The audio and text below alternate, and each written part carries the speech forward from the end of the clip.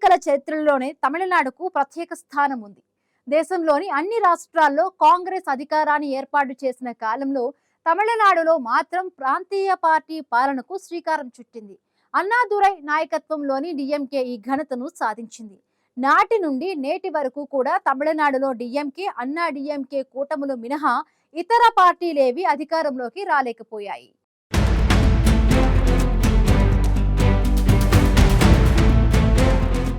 దక్షిణాది రాష్ట్రమైన తమిళనాడుకు దేశ ఎన్నికల చరిత్రలో ప్రత్యేక స్థానం ఉంది. తమిళనాడులో రాజకీయాలే కాదు, అక్కడి ఓటర్ల తీర్పు కూడా తొలి నుంచి ఇతర రాష్ట్రాలకు భిన్నంగానే ఉంటుంది. దేశంలోని అన్ని రాష్ట్రాల్లో కాంగ్రెస్ అధికారాన్ని ఏర్పాటు చేసిన కాలంలో తమిళనాడులో మాత్రం ప్రాంతీయ పార్టీ పాలనకు శ్రీకారం చుట్టింది. ఈ ఘనతను అన్నాదురై నాయకత్వంలోని డిఎంకే పార్టీ సాధించింది. నాటి ఎన్నికల్లో డిఎంకే సాధించిన విజయం తమిళనాడు రాజకీయాల్లో ఒక భిన్నమైన ధోరణికి నాంది పలికింది. 1967లో జరిగిన ఎన్నికల్లో తమిళనాడు శాసనసభ ఫలితాలు దేశాన్నే వెనుదిరిగి చూసేలా చేశాయి. అన్ని రాష్ట్రాల్లోనూ కాంగ్రెస్ విజయభేరి మోగించినా తమిళనాడులో మాత్రం ప్రాంతీయ పార్టీ డిఎంకే కూటమి 234 నియోజకవర్గాల్లో 179 చోట్ల గెలిచింది. వాటిలో 137 చోట్ల డిఎంకే గెలిచి ఒంటరిగా మెజారిటీతో ప్రభుత్వాన్ని ఏర్పాటు చేసింది. ఇక కాంగ్రెస్ 51 చోట్ల మాత్రమే విజయం సాధించింది.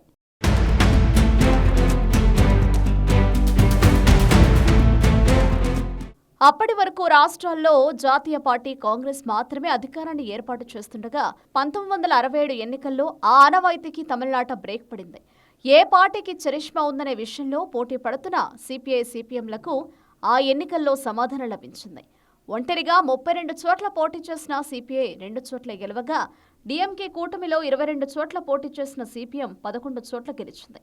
ప్రధానులను తయారు చేసే మహానాయకుడిగా పేరొందిన కాంగ్రెస్ అగ్రనేత కామరాజన్ తన సొంత నియోజకవర్గం విరుదునగర్లో ఓడిపారు.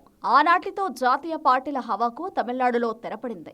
అప్పటి నుంచి ఇప్పటి వరకు కూడా తమిళనాడులో డిఎంకే, అన్నా డిఎంకే మినహా ఇతర పార్టీలేవి అధికారంలోకి రాలేకపోయాయి.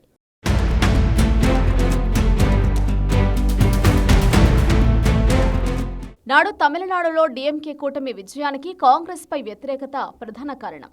1965లో హిందీని అధికార భాషగా మార్చే కేంద్ర ప్రభుత్వ ప్రయత్నాలకు వ్యతిరేకంగా తమిళనాడులో ఉధృతమైన ఆందోళనలను అణచివేసేందుకు భక్తవత్సలం నేతృత్వంలోని కాంగ్రెస్ ప్రభుత్వం కఠిన నిర్ణయాలు తీసుకుంది.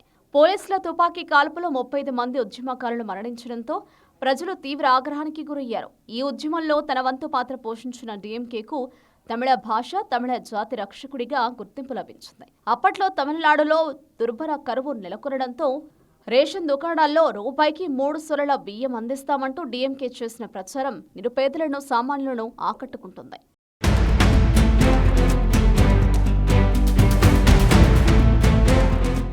నాడు కాంగ్రెస్ వ్యతిరేక ఓట్లు చీలిపోకుండా ఒడిసి పట్టేందుకు అన్నాదురై బలమైన కూటమిని ఏర్పాటు చేశారు. అన్నాదురైను తీవ్రంగా విమర్శించిన కాంగ్రెస్ నుంచి వైదొలిగి సుదందిరా కర్చిని స్థాపించిన రాజాజీ కూడా అన్నాదురై ఏర్పాటు చేసిన కూటమిలో చేరారు.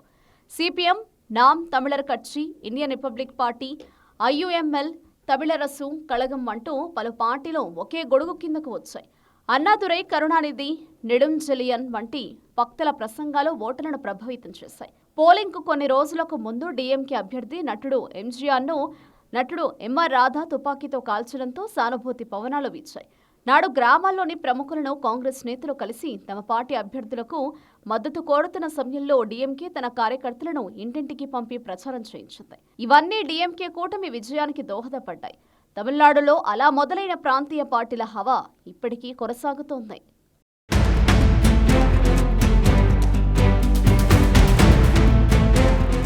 తమిళనాడు రాజకీయాలు దేశంలోని ఇతర రాష్ట్రాలతో పోలిస్తే ఎంతో భిన్నంగా ఉంటాయి.